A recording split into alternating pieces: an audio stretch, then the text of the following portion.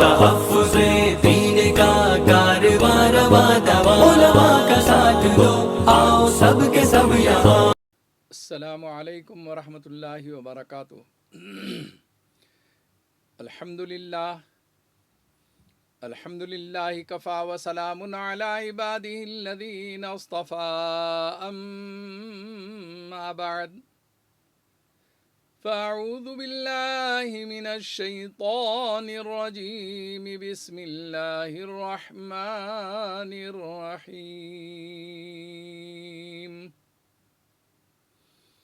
یا ایہا الذین آمنوا قوا انفسکم واہلیکم نارا وقودها الناس والحجارة، وقال الله تبارك وتعالى في شان حبيبه إن الله وملائكته يصلون على النبي يا أيها الذين آمنوا صلوا عليه وسلموا تسليما، اللهم صل على محمد النبي الأمي وعلى آله وأصحابه البررة الكرام وعلى سائر الأنبياء والمرسلين والملائكة المقربين وعلى آله وأصحابه أجمعين۔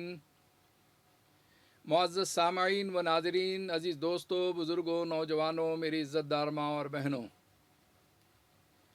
اللہ جل شانہ نے ہم کو جو زندگی دی ہے وہ اللہ کی دی ہوئی ایک امانت ہے۔ اللہ تعالیٰ نے اس زندگی کو دے کر ہمارے اوپر احسان عظیم فرمایا ہے۔ اس زندگی کو سمجھنے کی کوشش کریں اور اس امانت کو کس طریقے سے آخری سانس تک کے نبھائیں، وہ دینداری کا تقاضا، وہ شریعت کا تقاضا، اس کو سمجھنے کی کوشش کریں۔ میرے عزیز دوستوں اور بزرگوں، آج کل میڈیا میں، یوٹیوب پر، فیس بک پر آپ دیکھ رہے ہیں ایک عائشہ کی کہانی چل رہی ہے۔ گجرات کی ایک عائشہ نے خودکشی کی ہے اور اس پر میڈیا کے اندر انہیں ایک ایسا بہانہ مل گیا ہے جو اسلام اور مسلمانوں کو بدنام کرنے کا ذریعہ ہو گیا ہے۔ میرے عزیز دوستو، تصویر کے دو رخ ہیں۔ اس واقعے سے منفی اور مثبت انداز میں لوگ سوچ رہے ہیں۔ اکثریت نگیٹو ان کا خیال ہے۔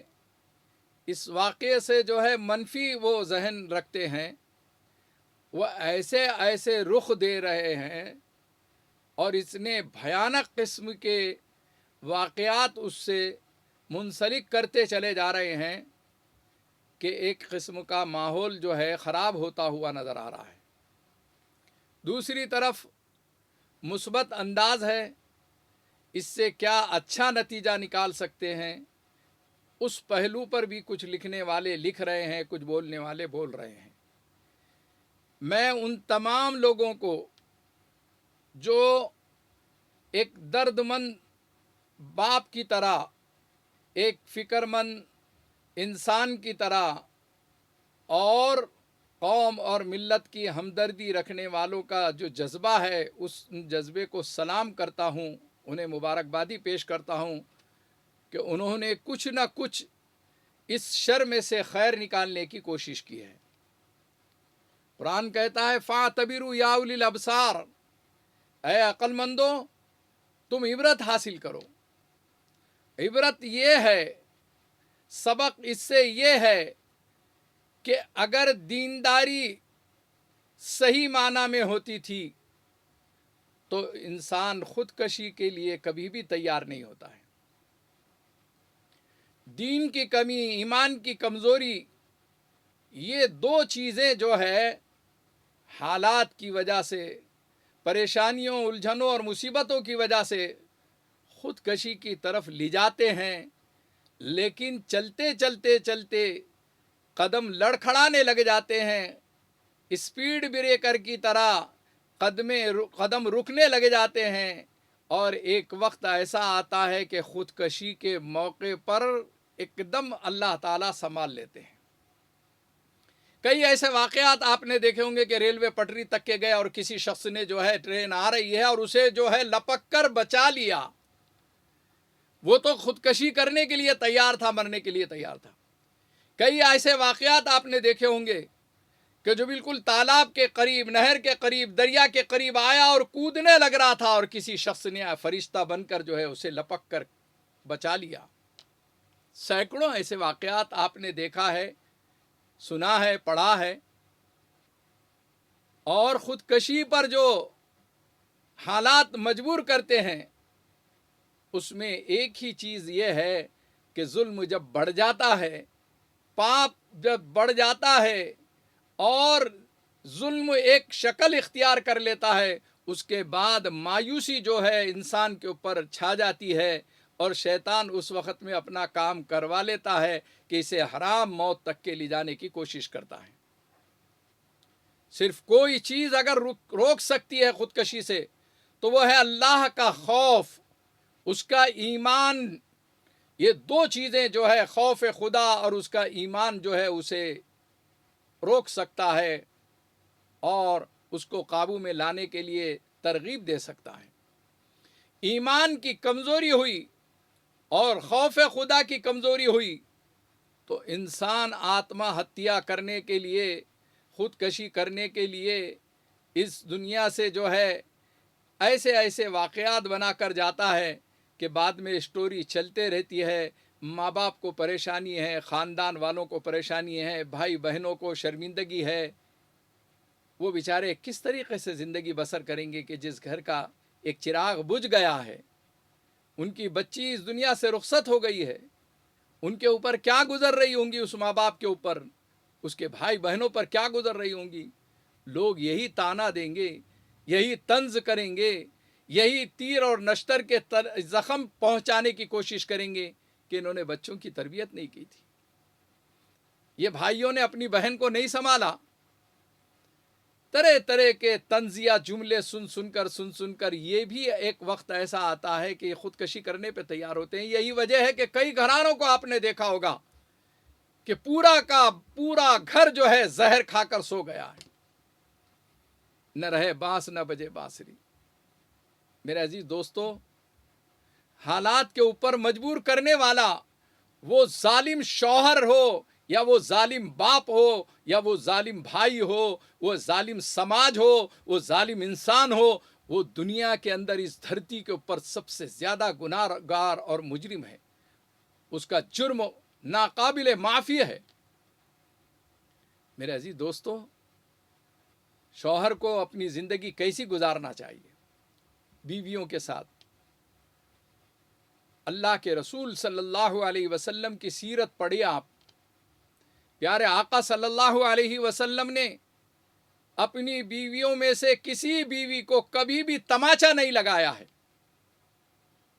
میں اس ایمان والے سے، اس مسلمان سے پوچھنا چاہتا ہوں جو عائشہ کا شوہر بنا ہے، جو فاطمہ کا شوہر بنا ہے، جو سلمہ اور ریحانہ کا شوہر بنا ہے، میں اس سے پوچھنا چاہتا ہوں کہ اس کے پاس کیا جواز ہے مارنے کی؟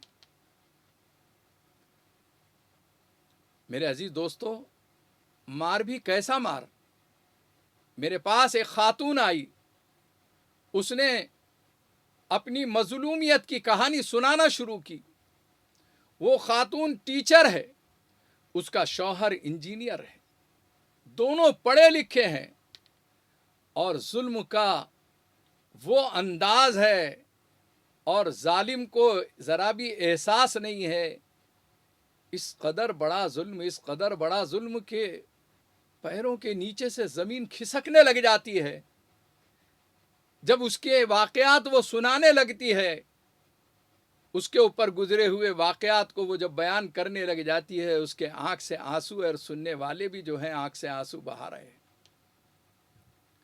اس ٹیچر خاتون نے مجھ سے کہا، ابھی کچھ دنوں پہلے کا واقعہ ہے، کہ مولانا صاحب میرے شوہر جو ہے میرے ہاتھ کا کھانا نہیں کھاتے ہیں، میرے ہاتھ کا پانی نہیں پیتے ہیں، 3 سال ہو گئے ہمارے درمیان میں ازدواجی تعلقات نہیں ہیں، میاں بیوی کے تعلقات نہیں ہیں، نہانے دھونے کا عمل نہیں ہے۔ 3 سال سے میں پریشان ہوں، اور ان کا ظلم بھی بڑھ جاتا ہے۔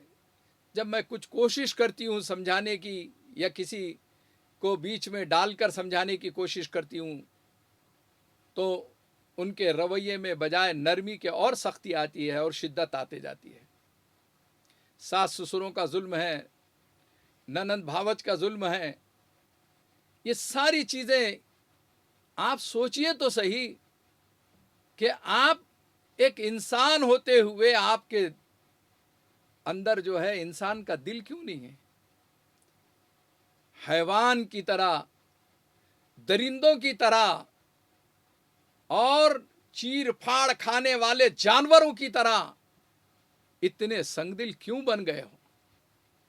تمہیں کیوں نہیں سمجھ میں آتا ہے کہ میری بیوی آخر کسی کی بیٹی ہوگی، میری بیوی آخر کسی کی بہن ہوگی، میری بیوی کسی بچوں کی ماں ہوگی؟ کیوں نہیں سوچتے آپ؟ اس کا دل دکھانا، اس کو تکلیف دینا، اس کو جھڑکیاں دینا، اسے پریشان کرنا، اسے تنہائی میں رونے پہ مجبور کرنا، یہ کیا اچھے اخلاق کی نشانی ہے، اچھے کردار کی نشانی ہے، اچھے انسان کی نشانی ہے، اچھے مسلمان کی نشانی ہے، اچھے ایمان والے کی نشانی ہے؟ میرے عزیز دوستو، وہ خاتون واقعات سناتے جاتی ہے، آنکھ سے آنسو جاری ہے۔ کہنے لگی کہ 3 سال ہو گئے، اور میری تنخواہ 1 تاریخ سے 5 تاریخ کے درمیان میں آتی ہے۔ اس وقت میں جو ہے ساس یا ننند آ کر، یا سسرے آ کر، یا شوہر آ کر، سب سے پہلی اگر وہ بات کرتے ہیں مہینے بھر میں 1 یا 2، تو وہ تنخواہ ملی یا نہیں ملی، اور وہ پیسے کہاں پر رکھے تم نے، اور پیسے دو ہم کو۔ بس اس وقت میں بات کر لیتے، پیسے انہیں مل گئے، اس وقت جو تکرار ہوتی ہے، اس وقت جملے الفاظ سننے کو ملتے، وہ بھی ناقابل برداشت ہوتے۔ میں نے اس خاتون سے پوچھا، میں نے کہا کہ بہن، اسلام نے خلا کی اجازت دی ہے، میں ٹیسٹ کرنا چاہا، میں تو یہ سوچ رہا تھا کہ 3 سال سے یہ کیسے زندگی بسر کر رہی ہے، اور اس کے ذہن میں منفی کے بجائے مثبت کون سا پہلو ہے جو میں شیئر کر سکوں، میں دوسری خواتین تک کے، دوسرے گھرانوں تک کے، دوسری فیملی تک کے اس بات کو پہنچا سکوں، کہ آخر وہ کون سی بات ہے کہ جس کی وجہ سے یہ برداشت کر رہی ہے، صبر کر رہی ہے۔ میں نے اس سے کہا کہ بہن، آپ خلا لے سکتی ہیں، آپ کمائی پوت ہیں، آپ کی سیلری آتی ہے، آپ کیسے بھی اچھے سے اپنی زندگی بسر کر سکتی ہے، اس جنجال سے تو نکل جائیں گی، اس مصیبت اور پریشانی سے تو نجات پا لے گی، تو آخر کیا بات ہے کہ آپ خلا نہیں لیتی؟ میری ماں اور بہنوں، اتنے بڑے 3 سال کے ظلم کے بعد اس کے الفاظ جو ہے سنہری لفظوں سے، سنہرے الفاظ اپنے سینوں پر، اپنے پیشانیوں پر، اپنے دل و دماغ کے اندر بٹھا لیجئے۔ اس خاتون نے کہا کہ آپ جیسے علماء اکرام کے بیانات سنتی ہوں، اللہ والوں کے بیانات سنتی ہوں، بزرگان دین کی سیرت پڑھتی ہوں، کہ صبر کرو اور صبر کا پھل میٹھا ہوتا ہے۔ قرآن کہتا ہے ان اللہ مع الصابرین، اللہ تعالیٰ صبر کرنے والوں کے ساتھ ہے۔ قرآن کہتا ہے وبشر الصابرین، صبر کرنے والوں کو خوشخبری سنا دو۔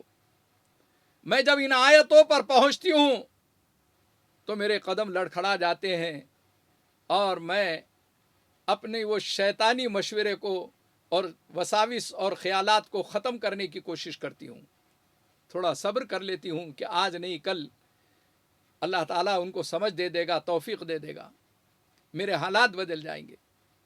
میرے عزیز دوستو، وہ خاتون کہنے لگی کہ 2 یا 3 مرتبہ میں نے خلا کا ارادہ کیا، لیکن کسی اللہ والوں کی بیان میں جا کر بیٹھی، وہاں پر انہوں نے ایسا واقعہ سنایا کہ دل پر چوٹ بیٹھ گئی، اور میں نے وہاں سے طے کر کے آئی کہ میں نہیں خلا لوں گی۔ معلوم یہ ہوا کہ علماء کے بیانات سے فائدہ ہوتا ہے۔ اب ایسے عائشہ کے واقعات آنے کے بعد کچھ لوگ ایسے بھی اڑ جاتے ہیں کہ علماء کیا کر رہے ہیں، علماء کیا کر رہے ہیں، علماء کیا کر رہے ہیں۔ الحمدللہ علماء اکرام کی محنتوں کا، بزرگان دین کی تقاریر کا، اللہ والوں کی مجالس کا یہ نتیجہ ہے کہ آج جو کچھ واقعات 1 2 3 4 سننے کو ملتے ہیں، پہلے یہ 90% سننے کو ملتے تھے، 80% سننے کو ملتے تھے، 70%، 50% سننے کو ملا کرتے تھے۔ آج زیادہ سے زیادہ 10% سننے کو مل رہے ہیں۔ عزیز دوستو، یہ 2-5 واقعات جو ہے یہ میڈیا اچھالتی ہے۔ ایسا معلوم ہوتا ہے کہ مسلمانوں کے گھرانوں میں عائشہ ایک نہیں کئی خودکشیاں کر رہی ہے، جبکہ ان کے گھرانوں میں، ان کے خاندانوں میں، ان کے مذہب کے اعتبار سے ماننے والوں کے اچھی ہائی لیول کی فیملیوں کے اندر خودکشیوں کے بے شمار واقعات ہیں، جسے ڈھانپ دیا جاتا ہے، جسے چھپا دیا جاتا ہے، جسے بچا لیا جاتا ہے۔ اور یہاں پر ایک عائشہ کی خودکشی جو ہے وہ میڈیا کو برداشت نہیں ہوتی ہے، اور وہ یعنی جو ہے اس پر تبصرے غلط کرتے ہیں۔ آئیے آپ واقعات بیان کیجئے، ضرور کیجئے، آپ پیغام پہنچائیے، لیکن مثبت انداز میں پہنچائیے، اس سے سبق لیجئے، اس سے عبرت حاصل کیجئے، اور اچھی سوچ دینے کی کوشش کیجئے۔ یہ بھی تو میڈیا کا کام ہو سکتا ہے۔ اس کے اندر طنز نہ ہو، مذہب پر طنز نہ ہو، مسلمانوں پر طنز نہ ہو۔ میرے عزیز دوستو، وہ خاتون کہنے لگی کہ میں یہ اللہ والوں کی صحبت میں، اللہ والوں کی مجلسوں میں جانے کے بعد، بیانات سننے کے بعد میں پیچھے ہٹ گئی، اور میں یہ سوچتی ہوں کہ میری ایک بہن ہے، اگر میں نے خلا لے لی، میں نے طلاق لے لی، تو اس کے بعد یہ بہن کا کیا ہوگا؟ میں اپنی بہن کے لیے اپنے دین اور ایمان کو پیش نظر رکھتے ہوئے بڑی سے بڑی قربانی دینے کو تیار ہے، لیکن میں خلا نہیں لینا چاہتی۔ اور میں آپ کے پاس اسی امید سے آئی ہوں کہ آپ کچھ پڑھنے کے لیے وظیفہ دیں گے، اللہ کا کلام دیں گے، کچھ دعائیں دیں گے، کہ جس کی وجہ سے یہ قلوب جو ہے نرم ہو جائیں گی۔ ہاں، اس میں کوئی شک نہیں ہے کہ قلوب اللہ کے ہاتھ میں ہے۔ سنگ دل اور پتھر دل انسان کو کوئی اگر موم بنا سکتا ہے تو اللہ بنا سکتا ہے۔ اللہ تعالیٰ نے اپنے کلام پاک کے اندر تاثیر رکھی ہے، دعاؤں میں تاثیر رکھتی ہے۔ یا مقلب القلوب والابصار، یا خالق اللیل والنہار، یا عزیز یا لطیف یا غفار، یا مقلب القلوب، اے دلوں کے پلٹنے والے، قلب قلبا، فلاں کے دل کو پلٹ دیجئے، اس کے ساتھ محبت میں جوڑ دیجئے، اس کی نفرت کو ختم کر دیجئے، اس کے دل میں محبت ڈال دیجئے۔ یا مقلب القلوب والابصار، یا خالق اللیل والنہار، یا عزیز یا لطیف یا غفار۔ سینکڑوں خواتین کی زندگیاں اس وظیفے کے ذریعے سے ایسی بنی ہے کہ وہ آج گھل مل کر رہتے ہیں، شیر و شکر بن کے رہتے ہیں، ایک دوسرے کے ساتھ محبت سے رہتے ہیں۔ پہلے تو بہت شور مارا کرتا تھا، فلاں چیز کرتا، ظلم کرتا۔ وہ خاتون کہنے لگی کہ میں یہ قربانی اپنی بہن کے لیے دے رہی ہوں۔ میرا دین اور ایمان یہ کہتا ہے کہ آج نہیں کل اللہ تعالیٰ کسی نہ کسی اللہ کے کلام کے ذریعے سے، کوئی وظیفے کے ذریعے سے ان کا دل پلٹ جائے گا۔ میں نے اس کی جب بات سنی، 3 سال تک میری ماں اور بہنوں، بہت ساری ماں اور بہنیں آتی ہیں، 1-2 دن کے ظلم کو بیان کرتی ہیں، 1-2 مہینے کے ظلم کو بیان کرتی ہے۔ میں ان سے کہتا ہوں کہ اس خاتون سے سبق حاصل کرو کہ 3 سال ہو گئے پھر بھی اس کے صبر کا دامن چھوٹ نہیں پایا ہے، اسے وہ آج بھی پر امید ہے، حسن ظن رکھتی ہے، اچھی امید رکھتی ہے۔ آپ بھی ایسے ہی بنو۔ اور ظلم تو کیسا میرے عزیز دوستو، اتنا ظلم ہونے کے باوجود اللہ کے کلام کی طرف متوجہ ہوئی، اور اسی خاتون نے صرف 2 ہفتے کے اندر آ کر یہ رزلٹ سنایا کہ الحمدللہ میرے شوہر مجھ سے بہت محبت کرتے ہیں، میرا خیال رکھتے ہیں، اور پچھلے واقعات پر وہ معافی مانگ رہے ہیں۔ ہمارے پاس ایک کمی ہے میرے عزیز دوستو، ہمارے خاندانوں میں ہم کتنوں کے گواہ بنے، کتنوں کے وکیل بنے، ہم کاؤنسلنگ کیوں نہیں کرتے؟ یہ لڑائی جھگڑے ہوتے ہیں، آپس میں تنازعات ہو جاتے ہیں، یہ میاں بیوی کے جھگڑوں کے درمیان میں ہم صلح صفائی کی کیوں نہیں کوشش کرتے؟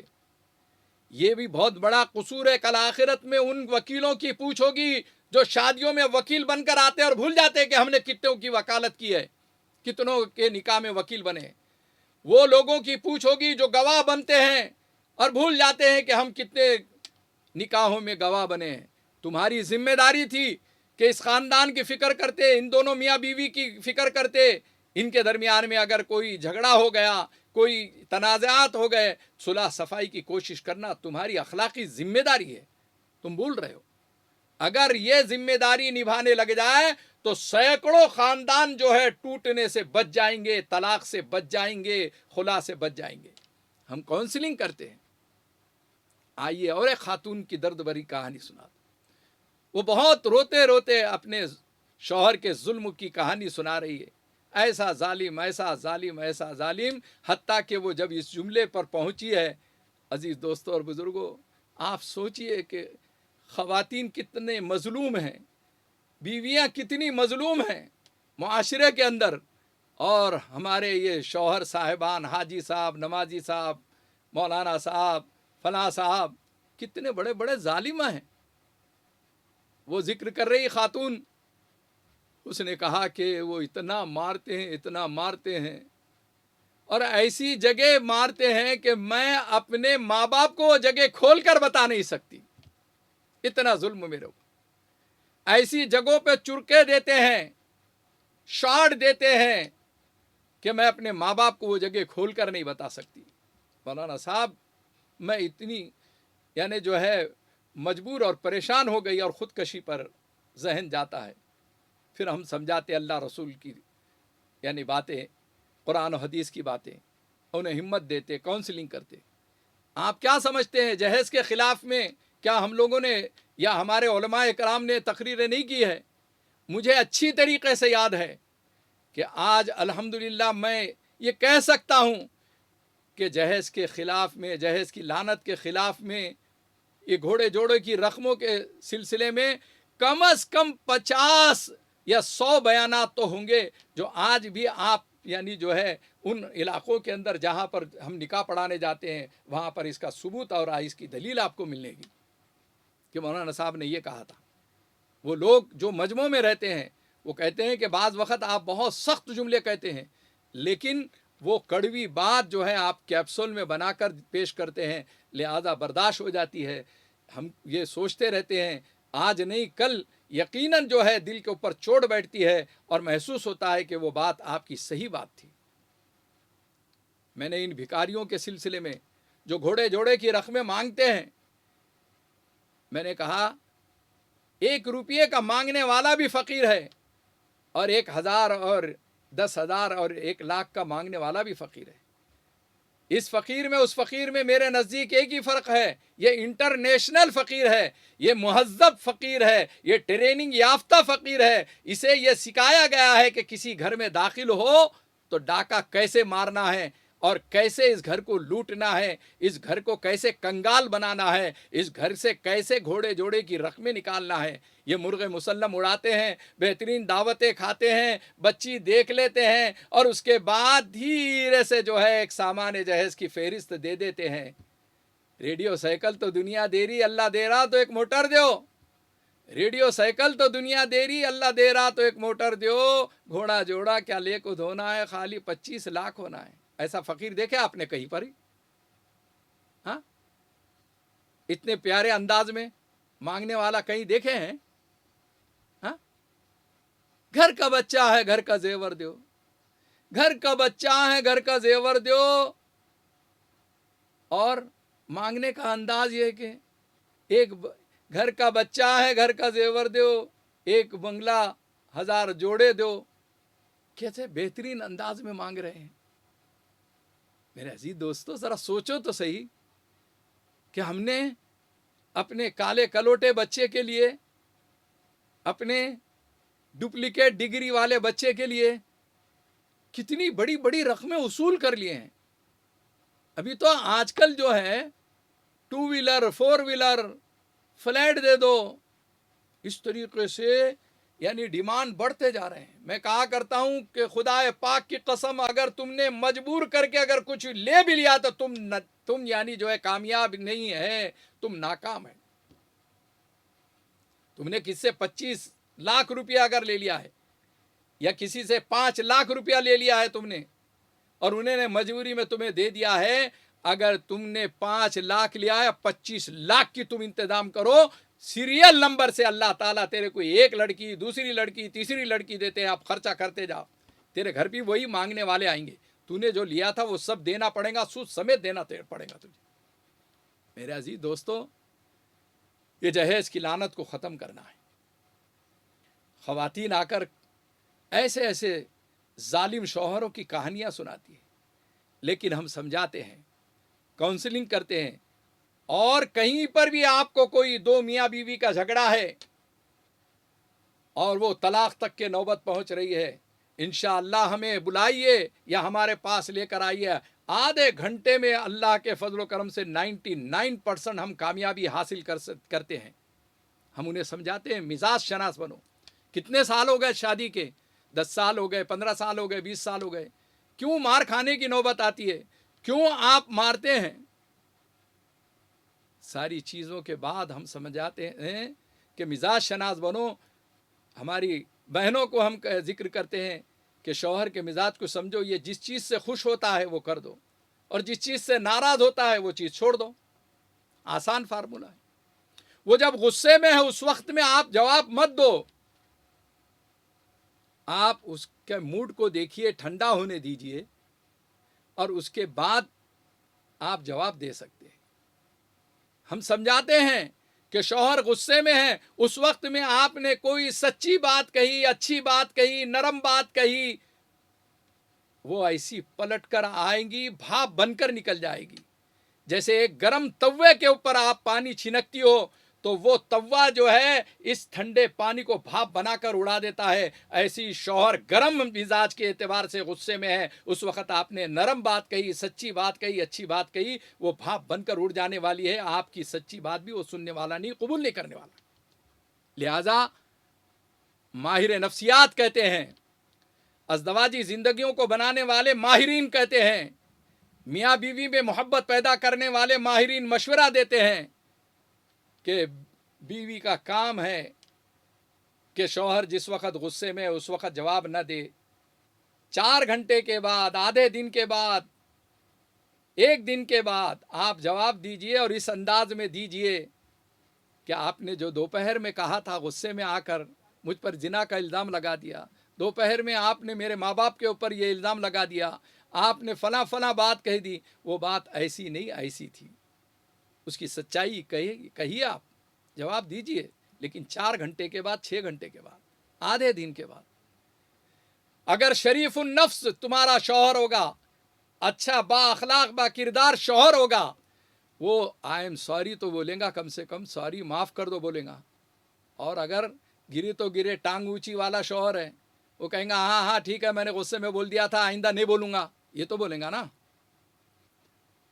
और माहिरीन कहते हैं कि आप जवाब दें ऐसे टाइम पर जब उसका मूड अच्छा हो, उसे समझाने का अंदाज हो, और ये 2 वक्त होते हैं, या तो दस्तर पर या तो बिस्तर पर।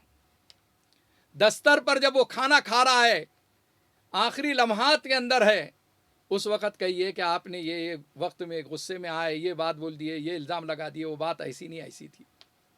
मूड जब अच्छा है, आप किसी को बना कर रखिए या किसी के बनकर रहिए। आप अपने शौहर को अपना बनाना चाहती हैं तो उसके लिए किसी को बनाने के लिए ज़र और ज़ोर लगता है, ताकत या पैसा लगता है। एहसान के नीचे इंसान दबता है। कुत्ता भी दुम हिला सकता है, फरमाबरदार बन सकता है, काटने वाला भोंकने वाला भी दुम हिलाने वाला बन सकता है। शर्त यह है कि आपके अंदर कला हो और आपके अंदर वो अंदाज हो, आपके अंदर वो यानी तरकीब और तदबीर हो, आप कर सकते हैं। زر یا زور سے آپ کسی کو اپنا بنا سکتے ہیں. یا آپ دیکھ لیے کہ بہت بھاری معاملہ ہے, اپنے پاس زر بھی نہیں ہے, زور بھی نہیں ہے, آپ ان کسی کو اپنا بنا نہیں سکتے, تو کسی کے بن تو سکتے ہیں آپ, اور کسی کے بننے میں آپ کو کوئی خرچہ نہیں لگتا ہے. اب وہ بیوقوف قسم کا شوہر ہے, وہ یہ کہہ رہا ہے کہ مرغی انڈا دیتی, ہاؤ.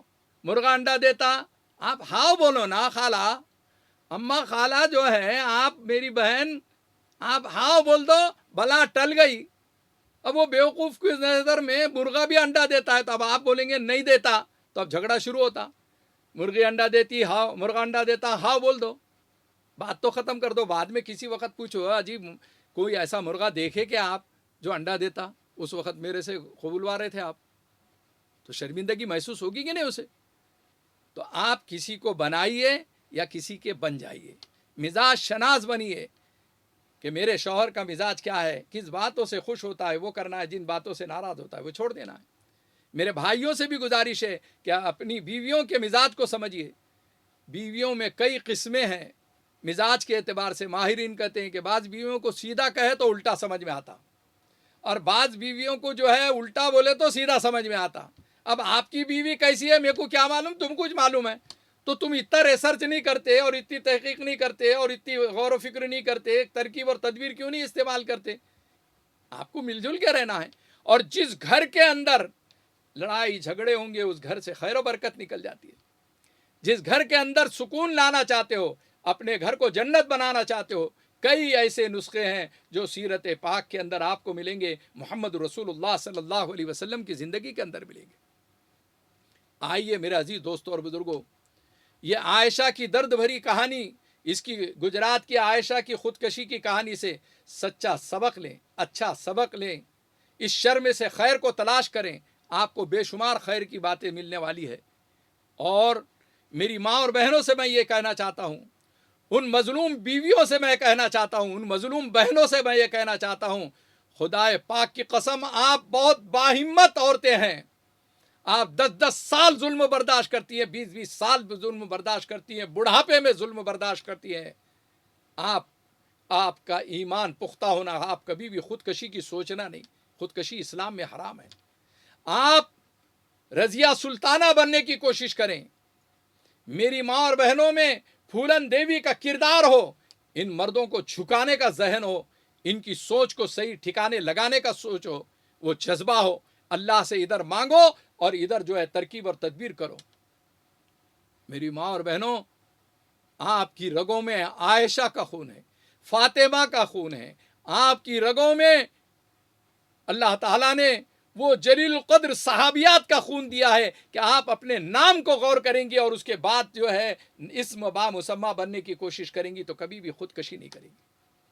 ارے میری ماں اور بہنوں, آپ نے شاہین باغ کے اندر اپنے کردار کو بتایا, اپنے اخلاق کو بتایا, اپنی ہمت کو بتایا, اپنے حوصلے کو بتایا, اپنے جذبے کو بتایا, اور دنیا کے سامنے ایک شاہین باغ بٹھا دیا کہ عورت اگر چاہے تو وہ دفاع بھی کر سکتی ہے, ڈیفنس بھی کر سکتی ہے, لڑائی بھی کر سکتی ہے, میدان جہاد میں بھی جا سکتی ہے, میدان جنگ کے اندر بھی جا سکتی ہے.